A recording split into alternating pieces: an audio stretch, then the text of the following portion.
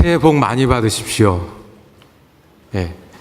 아직 그 인사해도 되는 때죠. 오늘이 1월하고 13일 둘째 주니까 우리는 이렇게 해가 바뀌고 처음 뵐 때마다 모두 그렇게 인사드리잖아요. 예, 새해 복 많이 받고 또 새해 가운데 하나님의 축복이 더하시기를 주님의 이름으로 소망합니다. 자, 한 가지 질문 드리면서 시작하면요. 그러면 새해는 언제까지 새해죠? 우리가 새해 복 많이 받으시라고 인사를 드리잖아요. 언제까지 우리가 새해라고 인사를 할 수 있을까요? 한국 분들은 어쨌든 해가 바뀌고 처음 만나면 새해 복 많이 받으세요 이렇게 인사해요. 또 우리는 또 언제까지 할 수 있냐면 요 인사를 언제 다시 한번 합니까? 예, 설날 구정이 되면 보통 2월이 되면 오는 구정 때 또 한 번 우리 인사하면서 그럴 거예요. 또 어른들에게 절하면서 그럴 거예요. 새해 복 많이 받으세요. 예, 조금 이 미련이 남으신 분들은 이거 뒀다가 언제까지 쓰시냐 하면 보름까지, 예, 보름까지 인사드립니다. 새해 복 많이 받으세요. 그래 좋은 것 같아요. 이게 한번 미국 사람처럼 해피 뉴 이어 첫 주에만 하고 끝나는 게 아니라 우리 한국 분들은 한 번 또 하고 상대방에게 귀한 한 해가 되십시오. 새로운 은혜가 복이 더하십시오. 더군다나 우리는 예수 믿는 사람들이니까 복하게 되면 어쩌다가 잘 되는 복이 아닌 거죠. 우리는 어쩌다가 오는 그런 복이 아니라 우리 복의 그런 되시는 하나님의 축복이 더하시길 바랍니다 라는 그런 인사인데 우리가 한 번 하고 두 번 하고 여러 번 할 수 있어서 참 좋은 인사인 것 같습니다. 영어는 해피 뉴 이어 그러죠. 발음은 너무 신경 쓰지 마시고 그러니까 새해가 돼서 행복하십시오 그냥 그러고 마는 거예요. 그보다 훨씬 좋죠. 새해 하나님의 축복이 더하시길 원합니다. 또 중국 사람들 인사는 정말 특이해요. 적어왔어요. 궁시 파짜이 누구나 다 그 홍콩에 가면 새해 첫날 되면 전부 다 이렇게 인사하면서 궁시 파짜이 궁시 파짜이 해요. 여기도 중국 사람들 만나면 그래요. 그 뜻이 뭐죠? 부자 되세요 이런 뜻이에요. 부자 되세요. 새해 인사가 그거예요. 예. 얼마나 좋아요. 우리는 새해 복 많이 받으세요. 예. 한 번 더 하겠습니다. 어쩌면 제가 또 만나면 또 드릴지도 몰라요. 새해 하나님의 축복이 넘치시기를 소망합니다. 예. 근데요, 새해가 조금 있으면 헌해가 돼요. 묵은 해가 돼요. 그렇죠? 우리가 새해 복 많이 받으세요라고 인사하는 건 좋은데요. 우리는 알아요. 새해 복 많이 받으세요라고 인사하는 기간이 있고 그 기간이 끝나면 다시 일상으로 돌아간다는 거예요. 조금 지나면 묵은 해가 된다는 거예요. 작년에 새해 복 많이 받으세요 하면서 여러분들이 결심했던 걸 기억하십니까? 재작년에 새해 복 많이 받으세요 하면서 여러분들이 마음에 다짐했던 거를 기억하십니까? 새해가 됐으니까 우리가 새해 복 많이 받으세요라고 인사하니까 라고 했던 것들 금년에는 다를까요? 금년에는 새해 복 많이 받으세요 인사하면서 참 좋은 마음 가져야지, 은혜도 나눠야지, 금년에는 뭘 이루어야지, 하나님 앞에서 이렇게 살아야지 라고 했는데 어떤 분들은 새해를 한 20번쯤 맞이하신 분들도 여기 계실 거고요. 어떤 분들은 새해를 한 80번 이상 맞이하신 분들도 계실 텐데 조금 지나면 이 새해 인사, 새해 마음, 새해 결심들, 새해 그렇게 빌었던 축복들이 다시 묵은 해로 돌아갈 때가 많이 있다는 거예요. 한 가지 우리가 기억할 수 있는 거예요. 우리는 새해가 되면 서로 정말 잘 되기를 위해서 인사 나누고 바라고 기도하고 결심하지만 너무 쉽게 제자리로 돌아간다는 거예요. 저절로 되지 않는다는 거예요. 새해 복 많이 받으라는 인사만으로는, 결심만으로는 그렇게 되지 않는다는 거예요. 그래서 한국 사람들은 새해를 새해답게 만들려고 여러 가지 노력을 합니다. 금음에 하는 일들이 있죠. 그 마지막 날에 새해를 맞이하면서 12월 달에 1월을 맞이하면서 하는 여러 가지 일들이 있어요. 새해 오라고. 뭐 하죠? 옛날에는 잘 못 갔으니까 12월 달에 꼭 하는 게 있어요. 목욕하고 이발합니다. 여러분들 한국 기억하시죠? 대중목욕탕 있어요. 혹시 12월 말에 대중목욕탕 가보신 적 있으십니까? 절대 가지 마십시오. 제가 가서 바가지 찾느라고 한참 걸렸습니다. 모든 사람들이 경쟁하듯이 맞이해요. 왜요? 내가 다른 날은 몰라도 새해 맞이할 때 그렇게 하고 싶다는 거예요. 요새는 뜨는 해를 바라보겠다고 해 뜨는 거 보러 가기도 하고요.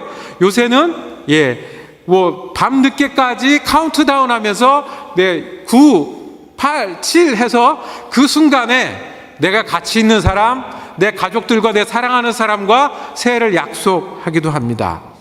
그렇다고 새해가 달라지겠습니까? 예수 믿는 사람들은 또 금방 있으면 무구내가 될 텐데, 새해 인사 지나면 비슷하게 될 텐데 어떻게 새롭게 출발할 수 있을까요? 예수 믿는 사람들은 새해 인사를 하면서 어떻게 다룰 수 있을까요? 이런 질문이 생기면 어디로 가야 됩니까? 예수님이 어떻게 하셨는지를 봐야죠.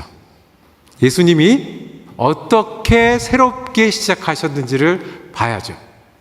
성경에는 예수님이 새해를 어떻게 시작하셨단 말씀은 없어요.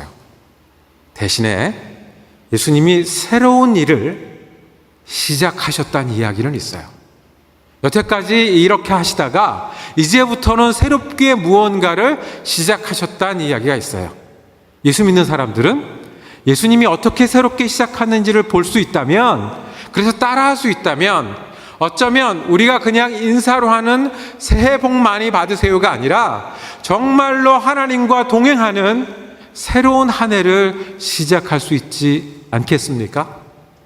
오늘 읽은 본문 말씀이 예수님이 새로운 일을 시작하셨던 바로 그 순간입니다.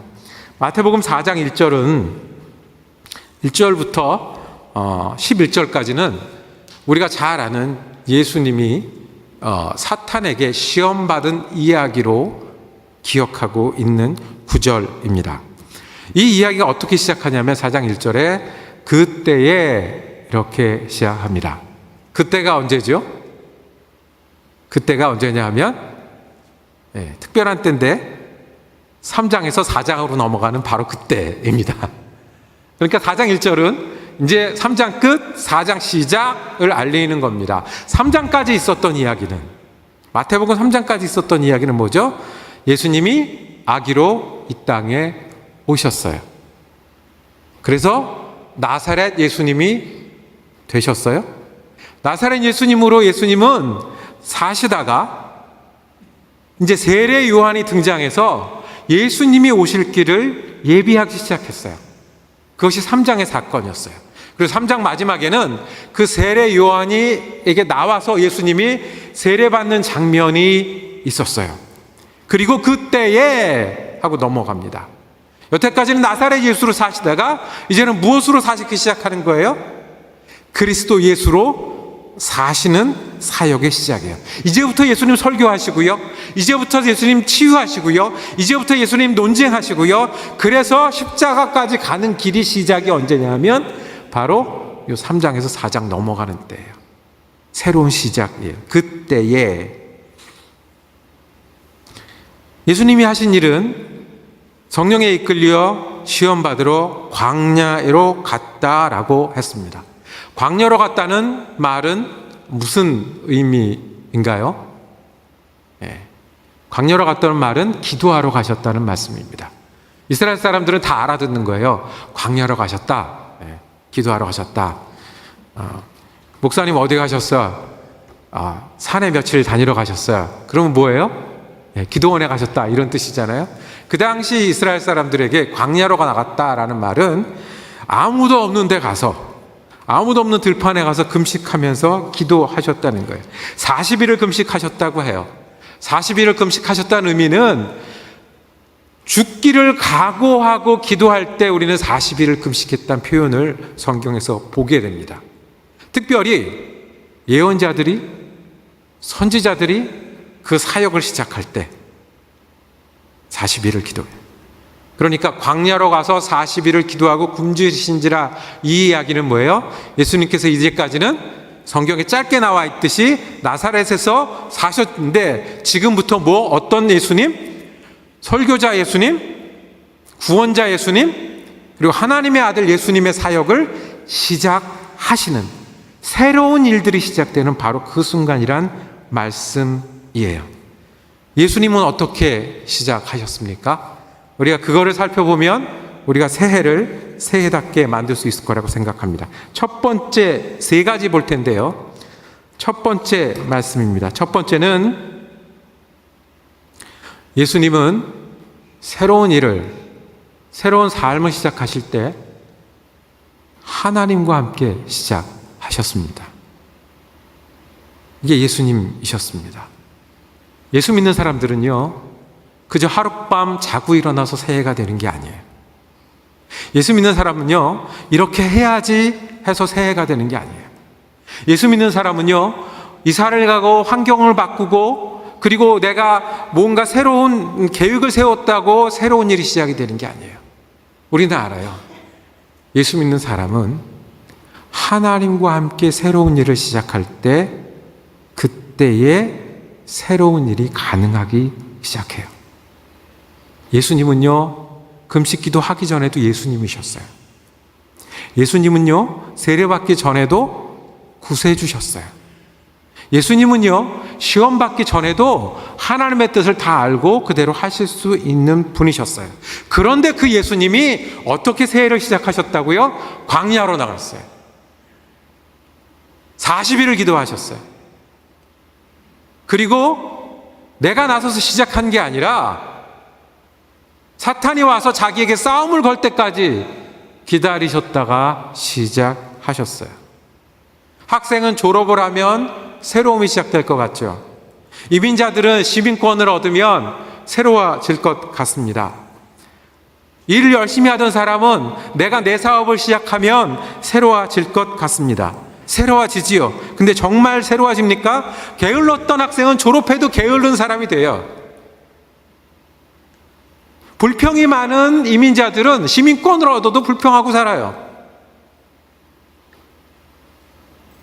남이 시키는 대로만 하던 사람은 자기 사업을 해도 남들에게 휘둘려요.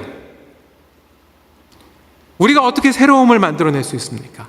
예수 믿는 사람들은 새로움의 근원이 있는데 내가 새 일을 시작하고 새 날을 시작할 때 나 혼자 하는 게 아니라 누구랑 같이 한다는 것을 믿는 일이요, 하나님이랑 같이 시작하면 그때는 내가 새로운 일을 할 수 있다, 새로운 날을 지낼 수 있다, 새로운 사람이 될 수 있다는 것을 믿는 것이 예수 믿는 사람이 새로운 일을 시작하는 겁니다. 예수님도 그렇게 하셨어요. 예수님도 40일 나가셨고요, 예수님도 시험을 당하셨어요. 지금은 우리가 어떻게 그 일을 할 수 있을까요? 새해는요, 1월은요 어떻게 우리에게 올 수 있죠? 과학자들은 1월이 어떻게 오냐면 지구가 한 바퀴 돌면 오는 게 1월인 거예요. 그냥 과학적인 사건이에요. 책을 좀 보신 분들은 1월이 어떻게 오냐면 무슨 달력을 쓰는 애에 따라 오는 거예요. 음력 달력을 쓰면 지금이 새해예요? 아니에요. 유대인의 달력들은 아니에요. 이슬람 믿는 사람들의 달력들은 아니에요. 그러니까 달력을 뭐로 쓰냐에 따라 새해가 정해지는 거지 뭐 정말 우리 삶이 새롭게 되겠느냐는 거예요. 대부분의 사람들에게 새해는 어떻게 하면 와요? 휴가 갖고 가족들이 모여서 떡국 먹고 잘해보자라 그러면 새해라고 생각을 해요. 여기다 한 가지 더 해야 돼요. 믿음의 사람이 새로운 일들을 할 수 있어요. 새로운 마음을 가질 수 있어요. 새로운 삶을 할 수 있어요. 어떻게 해요? 예수님처럼 하면 돼요. 예수님은 40일 금식하고 시작하셨어요. 그러면 우리는 어떻게 할 수 있어요? 우리는 여기는 광야로 안 나가도 들판에 사시잖아요. 40일 금식하겠다고 휴가 내실 거 아니시잖아요. 예수님이 40일 금식하면서 하셨던 게 뭐예요? 나는 나 혼자 출발하지 않고 누구랑 같이? 하나님이랑 출발하겠다는 거예요. 나 설교할 수 있지만 하나님이랑 출발하겠다는 거예요. 나는 지금도 하나님의 아들이고 지금도 구세주지만 하나님이랑 같이 출발하겠다는 거예요. 이겁니다. 새해를 주신 분은 하나님이라는 것을 믿는 일입니다. 새해는 하나님이 주셨을 때 새해가 될 수 있습니다. 지구가 돌아서 새해가 된 거예요? 하나님이 우리에게 새해를 주시려고 지구를 한 바퀴 돌리신 거예요. 달력이 넘어가서 새해예요? 하나님이 우리에게 새해를 주시려고 달력을 넘기신 거예요. 왜요? 우리가 매듭이 필요하잖아요. 여기까지 그만하고 이제 하나님과 새롭게 출발해 보겠습니다. 새 꿈을 가지겠습니다. 새 사명을 가지겠습니다. 새로운 삶을 출발하겠습니다. 새 마음을 가지겠습니다. 새 믿음을 가지겠습니다. 잊고 지냈는데 작년 마치고요. 하나님이랑 이렇게 출발할 새해가 있지요. 라는 것을 기억하고 출발하라고 우리에게 새해를 주셨습니다. 이게 누구에게 가능합니까? 예수 믿는 사람에게만 가능해요. 예수 안 믿으면 지구가 도는 거잖아요. 예수 안 믿으면 달력 넘어가는 거잖아요. 예수 믿는 사람은 하나님이 나랑 할 일이 있기 때문에, 새로 살아야 될 1년이 있기 때문에, 새로 주실 꿈과 사명이 있기 때문에 새해를 주셨습니다. 여러분 이것을 믿으시나요? 그러면 우리에게 새해는 가능합니다. 그러면 우리에게 새 마음은 가능합니다. 예수님은 40일 금식하셨고 우리는 이 고백으로 올 한 해를 시작할 수 있습니다. 새해는 하나님이 주셨어요. 새롭게 주실 축복이 있으신 거고, 새롭게 시작할 사명이 있는 거고, 나에게 1년 더 살아서 하나님과 이루실 일이 있는 겁니다. 얼마나 감사한 일입니까? 얼마나 감격적인 일입니까? 그럼 우리의 인사는 다르게 들리겠죠? 다시 인사드리겠습니다. 하나님과 함께하기 때문에, 하나님이 주신 새해이기 때문에 새해 복 많이 받으십시오. 이게 새로움을 출발하는 첫 번째입니다. 두 번째는요, 그러면 하나님과 출발하는 새해를 어떻게 지내야, 어떻게 살아야 우리가 새롭게 출발할 수 있겠습니까? 오늘 읽은 말씀에 보면 이제 새롭게 시작하는 예수님 앞에 시험하는 자가 와서 물었다고 했습니다. 3절입니다. 3절 보겠습니다. 시험하는 자가 예수께 나와서 이르되 내가 만일 하나님의 아들이거든 명하여 이 돌들로 떡덩이가 되게 하라 그랬어요. 왜 하필이면 돌들로 떡덩이가 되게 하라 하셨을까요? 우리가 한 가지 알 수 있는 건 있어요. 여기가 어디예요? 광야에서 금식기도 마치신 다음이죠. 딴 건 없어도 뭐는 있어요? 돌은 있을 거 아니에요. 주위에 뭐가 보일 거예요? 예, 돌은 보일 거예요. 그 보이는 그거 가지고 찝은 거예요. 이 돌들로 떡덩이가 되게 하라. 근데 이게 왜 예수님한테 시험이 되겠습니까? 우리가 아주 첫 번째 알 수 있는 이유가 있어요. 지금 예수님 뭐 마치신 거예요? 금식기도 마치셨잖아요. 돌 보면 무슨 생각이 나시겠어요? 네, 빵 생각이 나신다는 거예요. 배고프시니까, 시장하시니까 빵 생각이 나시는 거예요. 그러니까 너 이거 할 수 있잖아. 너 하나님의 아들이잖아. 뭐 이 정도 얼마든지 할 수 있잖아. 바꿔서 먹고 시작하자. 그래서 이거를 시험이라 그런 거예요. 근데 여기는 조금 더 깊은 의미와 넓은 뜻이 있습니다. 질문을 교묘하게 합니다. 네가 만일 하나님의 아들이거든 그랬어요. 너 하나님의 아들이잖아. 아들이면 야 그거 못해? 이거예요. 돌들로 떡덩이 만들 수 있잖아. 그거 못해? 너 지금부터 하나님의 아들로 살 거잖아. 그러면 돌을 떡으로 만들면 어떤 일이 벌어지죠? 원래 돌이 떡이 됩니까? 안 되죠? 그렇게 만들어지는 걸 뭐라 그래요? 원래 안 되는 걸 되는 거를 기적이라고 그러죠. 기적을 하는 거예요. 돌이 떡으로 변하는 기적이 생겼어요. 그건 누구만 할 수 있어요? 하나님의 아들만 할 수 있어요. 그러니까 해봐. 그렇게 되면 사람들이 어떻게 돼요? 야, 돌이 떡덩이가 된다. 이거 신기하다는 걸 넘어서는 거예요. 마술을 넘어서는 거예요. 그 당시 이 지역에, 광야 지역에 살던 사람들은 어떤 사람이었어요? 가난했어요. 그러니까 가난한 게 어떻게 가난한 거냐면, 이 당시 사람들, 보통 평민들이 하루에 한 끼를 먹고 살았다는 거예요. 그러니까 하루에 한 끼를 먹었어요. 그래서 일용할 양식을 주시옵소서라고 말할 때는 내가 오늘 먹을 건 먹었는데 언제 먹을 게 없는 거예요? 내일 먹을 게 없는 거예요. 오늘 뭐를 먹을까 염려하지 마라 하냐면, 왜 이분들은 오늘 하루 한 끼를 먹어야 사는 사람들인데 그 한 끼를 걱정할 수밖에 없는 사람들이 대부분이었던 거예요. 그 사람들 앞에 뭐를요? 돌을 떡으로 바꾸면 당연히 누구로 알아봐요? 하나님의 아들로 알아볼 거 아니에요. 하나님의 아들이 그 다음에 설교하고, 그 다음에 교회 세우고, 그 다음에 모여서 운동하면 얼마든지 될 거예요. 이게 이래서 시험이에요. 배고프지? 너 하나님의 아들이잖아. 이 정도 할 수 있지? 하나님의 아들이잖아. 그리고 이렇게 하면 네가 설교하고, 네가 가르치고, 네가 이끌려는 사람들 금방 될 거야. 너 하나님의 아들이잖아. 그랬더니 예수님이 대답하십니다. 그것이 4절에 나와 있습니다. 제가 그 시험하는 자가 했던 거는 제가 읽었으니까 예수님이 대답하는 건 여러분들이 한번 읽겠습니다. 자, 예수께서 대답하여, 시작. 예수께서 대답하여 이르시되 기록되었을 때 사람이 떡으로만 살 것이 아니요 하나님의 입으로 나오는 모든 말씀으로 살 것이니라 하시니. 예, 멋지게 대답하십니다. 멋지게.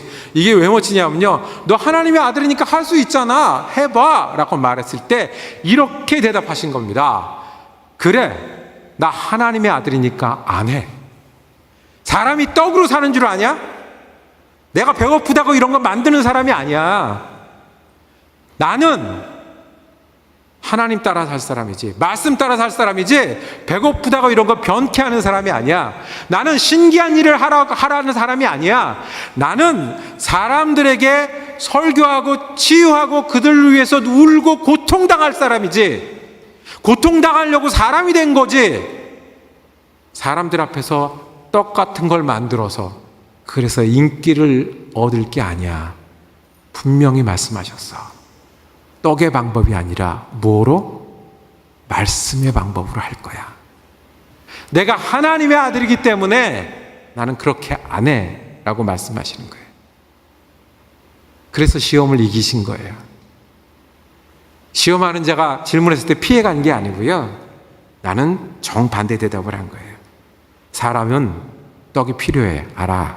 그렇지만 떡만으로가 아니라 정말 필요한 게 있는데, 그게 뭐냐면 하나님의 말씀으로 사는 것이다 라고 말씀해요. 실은 이 말씀은 예수님이 처음 하신 말씀이 아니에요. 성경에 있어요. 구약 성경에 있어요. 그러니까 예수님이 그 구약 성경에 있는 말씀을 인용해서 이기신 거예요. 어디 나오죠? 신명기 8장 3절 말씀이에요. 신명기는 구약 성경의 맨 첫 책이 무슨 책이죠? 예, 그 정도는 아셔도 되는데, 창세기, 그 다음에 출애굽기, 레위기, 민수기, 신명기. 요 얘기의 중심은 뭐예요? 모세가 이스라엘 백성을 데리고 바깥으로 나오는 거예요. 그 신명기는 이 얘기의 결론으로 뭐예요? 이제 너희가 이스라엘 백성이 돼서 가나안 땅에 들어가 살 텐데, 살면 어떻게 살아라 라고 말씀하신 게 어디예요? 신명기 마지막 결론인 거예요. 그 신명기 8장 1절에 이렇게 시작을 합니다. 너희가 광야 40년 살았잖아. 광야 40년 왜 살았는 줄 알아? 하나님께서는 실은 1년 만에 끝내실 수도 있고 1개월 만에 끝내실 수도 있고, 그거 분명히 하실 수 있는 분이야. 그런데 이제 왜 광야를 40년이나 살게 하시고 이제야 가나안 땅에 들어가게 하신 줄 알아? 그러면서 이렇게 말씀하십니다. 내가 오늘 너에게 명하는 모든 명령을 너희는 지켜 행하라. 그리하면 너희가 살고 번성하고 여호와께서 너희 조상들에게 맹세하신 땅에 들어가서 그것을 차지하리라. 이제 광야 사건이 끝난 거예요. 2절에 내 하나님 여호와께서 이 40년 동안 내게 광야길을 걷게 하신 것을 기억하라. 왜 걷게 하신 줄 아느니? 이는 너를 낮추시며 너를 시험하사 내 마음이 어떠한지 그 명령을 지키는지 지키지 않는지 알려 하심이라 라고 말씀하신 거예요. 40년 왜 살았는 줄 알아? 목적이 있었어. 어쩌다가 빙빙 돈 게 아니야. 하나님 40년 살게 하셨어요. 너희들이 어떻게 하는지 보려고. 그리고 결론으로 주시는 말씀이 3절입니다. 같이 한번 읽겠습니다. 시작. 너를 낮추시며 너를 줄이게 하시며 또 너도 알지 못하며 내 조상들도 알지 못하던 만나를 내게 먹이신 것은 사람이 떡으로만 사는 것이 아니요 여호와의 입에서. 맞습니다. 이제 아시겠습니까? 40년은 왜 다녔어요? 하나님이 어떤 사람들을 만들려고? 하나님 말씀 따라 사는 사람들을 만들려고 40년 한 거예요. 노예 생활로 살았잖아요. 지나다니면서 가나안 사람들이 농사 짓는 거 보면 왜 정착해서 농사 짓고 싶지 않았겠어요? 결혼하고 우리는 맨날 텐트에 사는데 집 짓고 사는 거 보면 왜 정착하고 싶지 않았겠어요? 맨날 만나 주워다 먹는데 왜 우리라고 어디에 가가지고 사냥하고 이렇게 해서 살고 싶지 않았겠어요? 그런데 하나님이 40년을 그렇게 데리고 다닌 이유가 있어요. 왜요? 하나님의 관심은 먹는 데 입는 데보다 어디 있어요? 이 사람들이 하나님의 사람이 되는 데 있어요. 이스라엘 백성이 하나님의 사람들이 되는 데 있어요. 우리 그 이유 알죠? 이 사람들이 하나님의 사람이 돼야 나중에 누구도 생겨요? 다윗 왕도 오고 다윗 왕도 와요? 누구도 와요? 예수님도 오잖아요. 하나님은 거기 있어요. 그래서 어떤 사람들을 만들려고요? 힘들고 낮고 어려움을 겪을지언정 하나님 말씀 따라 사는 사람들 만들려고요. 하나님의 관심은 여기 있어요. 우리는 새해를 맞이해서 우리 자녀들이 잘 됐으면 좋겠어요. 새해를 맞이해서 내가 이렇게 힘든데 내년에 살림이 좀 폈으면 좋겠어요. 새해를 맞이해서 우리가 교회에서 일할 때 이런 일들이 잘 됐으면 좋겠어요. 그런데 하나님의 관심은 어디인 줄 아세요? 우리가 하나님의 사람이 되는 거예요. 예수님이 이 말씀하신 거예요. 나도 알아. 내가 돌을 떡으로 만들 줄 알아. 돌떡 만들면 인기가 생겨서 사람들 많이 모여들 거 알아. 근데 그렇게 안 해. 나는 하나님의 아들이야 라고 말씀하는 겁니다. 새해를 시작하는 방법은 우리가 하나님의 사람이 되는 겁니다. 예수님이 하셨던 것처럼 새해는 말씀을 따라 사는 거예요. 말씀을 따라 사는 것은 말씀을 들을 때 여러분들이 외우는 것도 중요하고요. 공부하는 것도 중요하고요. 매일매일 읽는 것도 중요해요. 그건 기본이고요. 여기서 말씀을 따라 산다는 것은 내가 하나님의 사람이 되어 간다는 거예요. 내가 옳다고 생각하는 게 있지만 하나님이 옳다고 말씀하시는 게 있으면 내가 그걸 하겠다는 게 말씀 따라 사는 거예요. 내가 좋아하는 게 있는데 하나님이 좋아하는 게 보이면 그걸 선택하는 게 말씀 따라 사는 거예요. 내가 말씀을 시편 100편까지 외우고 창세기를 다 외우고 하는 것보다 더 중요한 것은 내가 하고 싶은 것이 아니라 하나님이 하고 싶으신 것을 알았을 때 그거를 선택하는 게, 그게 줄일지언정 어려울지언정 걷기 힘들지언정 그게 맞다라고 말하는 게, 그렇게 따라 사는 게 말씀을 따라 사는 거예요. 그래서 그 말씀이 사람이 떡으로만 사는 게 아니라 하나님의 말씀으로 사는 거예요. 이런 거예요. 제가 미국에 온 지 15년이 넘었습니다. 여러분들 아시다시피 그때는 운전을 할 때 내비게이션이 없었어요. 내비게이션이 없고 아는 길로만 다녔어야 돼요. 그리고 지도를 보고 다녔어야 돼요. 제가 한국에서 신방 목사를 했었어요. 서울에서. 그러니까 길 찾는 거는 자신이 있었어요. 그 자신이 있는 저에게 어느 날 전화 한 통이 옵니다. 저는 시카고 시내 한복판에 살았는데, 저희 학교, 제가 유학원 학교가 시카고 시내 한복판에 있어서 살았는데, 한국 분들은 주로 어디 사시냐면 시카고의 북쪽 그 서버브에 사세요. 그래서 그분이 전화가 왔어요. 제가 소개를 받았습니다. 우리 집에 오셔서 식사도 하시고 얘기도 하시고, 그리고 우리 집에 남는 아이들 침대도 있고 모두 있으니까 와서 가져가십시오. 온지 이제 2주밖에 안 된 사람에게 그런 전화를 준 건 너무너무 반가운 일이잖아요. 그래서 내가 가겠습니다. 근데 오실 때 어떻게 오시냐면, 고속도로 94번을 타시고 오시다가 댐스터길을 만나시면 거기서 나가셔서 뭐 웨스트로 가시면 이따가 찾아오면 됩니다. 이렇게 했어요. 길 찾는데 자신 있었던 저는 전날 저녁에 지도 공부했어요. 그리고 외웠어요. 한국에서 신방 갈 때 했던 것처럼 그렇게 외웠어요. 자, 이제 가다가 94를 들어서고 94를 타고 가다가 94 이렇게 노스바운드로 가다가 이제 외웠어요. 자신 있었어요. 옆에 아내 태우고 뒤에 우리 애기들 태우고 이제 출발했습니다. 감사하게도 성공적으로 시내에서 94번 고속도로를 들어섰습니다. 그리고 이제 찾아가는 거예요. 이제 이게 북쪽으로 가야 되니까 찾아가는데, 제 계산으로는 이렇게 55번 길을 타다가 94번 길로 가려면 이쪽으로 가야 이 북쪽 댐스터 길로 가는 거예요. 이쪽으로 가는 거고, 그다음에 지나가서 P턴을 하면 남쪽 인디아나 쪽으로 가는 거다 생각을 했어요. 그래서 먼저 나오는 엑싯에 빠져나갔어요. 그리고 이제 뭐만 찾으면 돼요? 댐스터 길만 찾으면 된다. 열심히 갔었어요. 그리고 사나이는 지조가 있어야죠. 한번 내가 들어선 길은 변치 않고 가는 거예요. 근데 문제가 생겼어요. 댐스터가 안 나와요. 저는 분명히 이 길이 맞다고 생각했어요. 댐스터가 안 나와요.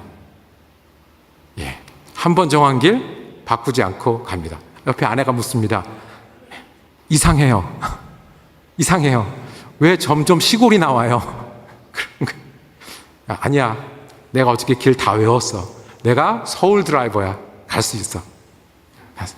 점점 시골이 나오고 트럭들만 나오고 이상한 고속도로가 나왔어요. 1시간쯤 달렸어요. 그리고 정 안 되겠어서 바깥으로 내려갔어요. 그리고 거기에 이제 고속도로 나가니까 맥도날드가 있어서 거기 들어가서 다짜고짜 물었어요. 그랬더니 트럭 운전하시는 분이 얘기했습니다. 여기는 인디아나입니다. 내가 생각할 때는 어떻게 해요? 이쪽으로 먼저 또 나가면 북쪽으로 가는 거고 돌아 나가야 남쪽으로 가는데, 고속도로가 어떻게 돼 있어요? 항상 내가 생각했던 대로 있는 게 아니라 빠져나가는 게 이렇게 돌려도 놓고 뒤집어도 놓고 이렇게 하잖아요. 그 돌리는 순간에 제가 방향 감각을 잊은 거예요. 그때 정말 오랜만에 내가 집을 못 찾아갈지도 모른다는 생각이 들었어요. 그리고 막 진짜 울고 싶은데 애기들이 나를 보고 있으니까 그럴 수도 없고 아빠 믿어 그랬지만, 이제 어떻게 집에 가야 되나. 그날 저는 댐스터 못 갔습니다. 2시간 걸려서 다시 집을 찾아 들어갔어요. 뭘 안 한 거예요? 가다가 멈춰서서 지도를 봤었어야 돼요. 내가 어디쯤 와 있는지, 어디로 가고 있는지. 나는 이게 맞는 것 같은데. 떡으로 사는 게 아니라 하나님 말씀으로 산다는 게 이런 거예요. 나는 새해가 이게 맞는 것 같은데 멈춰서서 가끔 지도를 보는 거예요. 내가 힘든데 멈춰서서 지도를 보는 거예요. 하나님이 내게 뭘 원하시지? 내가 좋아하는 걸 하나님도 좋아하실까? 나는 이게 좋은데 하나님도 맞다고 하실까? 나는 이게 맞는 것 같은데 하나님도 맞다고 하실까? 멈춰 서서 지도를 보는 일, 그것이 우리가 말씀대로 살아가는 거예요. 우리들 중에는 말씀을 잘 외우고 시간이 되어서 성경 공부를 많이 하실 수 있는 분도 있고요, 그렇지 못한 분도 있어요. 더 중요한 게 있어요. 멈춰 서서 하나님께 묻고 응답받는 대로 움직이는 사람들이 말씀을 따라 사는 사람들이에요. 이것이 두 번째, 우리가 새해를 새해답게 작년하고 다른 새해를 만드는 길입니다. 자, 새 만들기 첫 번째는 누구랑 시작해야 된다고요? 하나님하고. 두 번째는 말씀을 따라 사는 거예요. 말씀 따라 사는 것은 지도 보는 것 같다고 그랬어요. 세 가지가 있는데 좀 두 가지 끝났는데 시간이 다 지났어요. 한 가지 짧게 말씀드리면 셋째는 어떻게 하냐면 예수님이 했던 걸 따라하는 거예요. 이 장면을 기억하십시오. 예수님이 어떻게 하셨어요? 싸우셨어요. 선포하셨다고요. 하나님의 여호와의 입에서 나오는 모든 말씀으로 산다. 사람이 떡으로 사는 게 아니라 선포하셨다고요. 싸우는 것처럼 보이시잖아요. 그리고 그 다음에 우리가 알아요. 시험이 한 번이었어요. 두 번째 시험이 있었고 세 번째 시험이 있었어요. 예수님이 선포하고 싸워도 거기서 끝나지 않고 어떻게 돼 있었어요? 두 번, 세 번 왔었어요. 우리가 마음먹으면 끝나는 싸움이 아니에요. 한 번 말씀대로 잘했다고 해서 거기서 끝나는 게 아니에요. 누구도 그렇게 하셨어요? 예수님도 그렇게 하셨어요. 그러니까 우리는 어떻게 해야 돼요? 우리도 선포해야 돼요. 싸우듯이 살아야 돼요. 그냥 저절로 안 돼요. 그리고 한 번 안 되면 두 번, 두 번 안 되면 세 번 계속 오는 싸움을 이어나가겠다는 각오가 새해에 있을 때 우리는 새해를 만들어낼 수 있는 줄로 믿습니다. 제가 여러분들 사정은 다 알지 못합니다. 근데 한 가지 아는 게 있어요. 새해가 됐다고 금방 달라지지 않는 게 있을 거예요. 편찮으신 분들은 계속 편찮으실 수 있고요. 바쁜 일은 여전히 바쁘고요. 나를 힘들게 하는 사람들은 여전히 힘들게 하고요. 어려운 순간이 올 거라는 것을 알고 있어요. 새해는 돼서 복 많이 받으라고 인사는 나누는데 그런 일도 여전히 있어요. 예수님도 그렇게 하셨어요. 예수님도 한 번 시험 받은 게 아니라 계속 받으셨다고요. 시작이었어요. 우리도 어떻게 하면 돼요? 선포하시고 싸움이라고 생각하시고 계속 하시는 겁니다. 우린 예수님보다 좀 부족하기 때문에 넘어질 때도 있고 실수할 때도 있어요. 특별히 잘 안 되는 부분은 계속 잘 안 될 수도 있어요. 그럴 때마다 어떻게 해요? 또다시 선포해요. 나는 하나님의 사람이니까, 하나님과 함께 출발한 사람이니까, 하나님이 맞다고, 말씀이 맞다고 고백하는 사람이니까 또 하고 또 싸우고 또 싸우는 일들이 여러분과 제가 되기를 원합니다. 교회가 있는 이유가 이건 겁니다. 교회 올 때마다 기억하시는 거예요. 맞아, 나는 하나님과 함께 시작한 사람이지, 나는 하나님 따라 사는 사람이지. 그러니까 선포하고 싸우고 또 싸우고, 나 혼자 하는 게 아니라 옆에 사람도 그렇게 하네. 그래서 교회가 있는 거예요. 내가 잘못할 때 옆에 사람이 용기 내서 선포하고 또 싸웁시다. 다른 사람이 힘들어할 때 용기 내서 선포하고 또 싸웁시다. 우리가 다 함께 힘을 합쳐서 선포하고 또 싸웁시다라고 하나님이 우리에게 교회 주신 거 아니시겠어요? 교회가 새해를 함께 출발할 수 있는 거는 그것 아니겠습니까? 우리가 하나님과 함께 출발하는 교회여야 됩니다. 우리 교회가 떡으로 사는 게 아니라 하나님이 맞다고 하시면 그 자리에서 지도 보고 돌이킬 수 있는 교회여야 됩니다. 그리고 우리는 선포하고 싸우고 또 선포하고 또 싸우는 일들을 계속해 나가는 사람들이라는 것을 서로 기억하게 하고 서로 북돋아주고 같이 하는 게 우리에게 교회를 주신 이유가 아니겠습니까? 말씀을 마치겠습니다. 여러분들 정말로 새해 복 많이 받으십시오. 하나님께서 우리에게 새해를 주셨다는 사실을 믿는 믿음으로 시작하시기를 원합니다. 사람이 떡으로 사는 게 아니라 나는 예수 믿는 사람이라서 하나님 말씀으로 사는 것을 기억하고 선포하고 붙드시길 바랍니다. 그리고 쉽지 않은 일이지만 때마다 일마다 선포하고 그 일을 계속해 나가는 것을 멈추지 않기를 원합니다.